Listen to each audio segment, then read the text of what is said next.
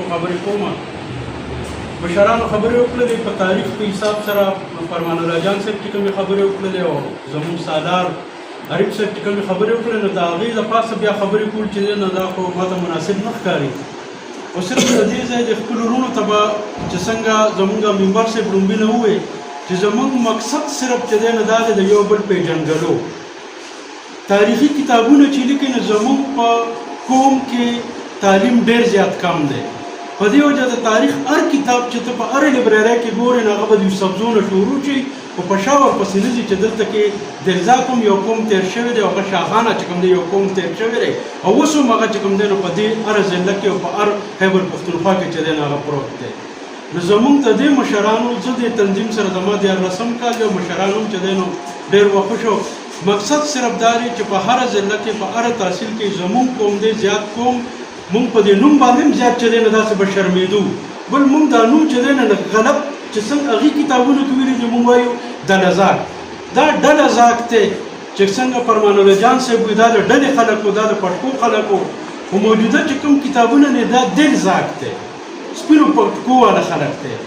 نو مونږ دا نوم چې دی نو دا مونږ ته چې څنګه نور قومیت غلط اخلي نو مونږ د پښتو هغه سوچ کړو چې ګنې دا ډله زاک مونږ په دې باندې به شرمېدلو. اوس مونږ وکتل چې تاریخ کې شاهانه قوم خو مونږ یو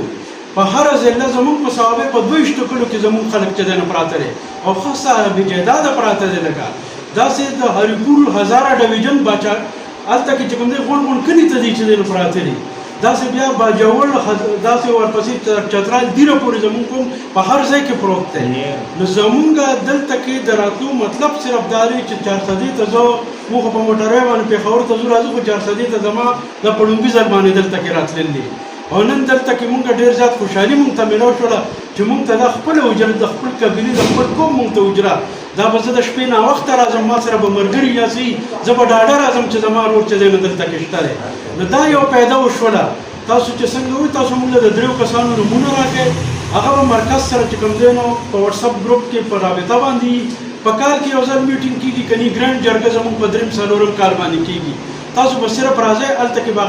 کارکردګي اورئ او چې کله دلته زموږ په یو روډ باندې سخته راځي الله دې پرې نه راولي نو مرکز د طرفه چې څه وزده سي نو هغه مونږ هغې سره چې کوم دی نو په هغه حساب سره چې دی نو مدد او امداد کړو. نو تاسو خپل اتفاق اتحاد او دلته په خوب شا په دې تحصیل کې په دې ضلع کې چې کوم دلزا کړونه دي تاسو خپل یو رابطه یو ګروپ چې دی نو جوړ کړئ هغه به مرکز سره نو هر ځای کې به زموږ اتفاق او اتحاد دا یو لومبۍ کړی ده. زموږ مطلب صرف چې کوم دی نو هغه خپل وروڼو هغه پېژنګلو کول دی. ډېره مهرباني وطن ګریوان لري ونی لہذا دودا پدې لپاره دا حکومت چې تاسو په پاکه هر قبیله داسې خلک پیدا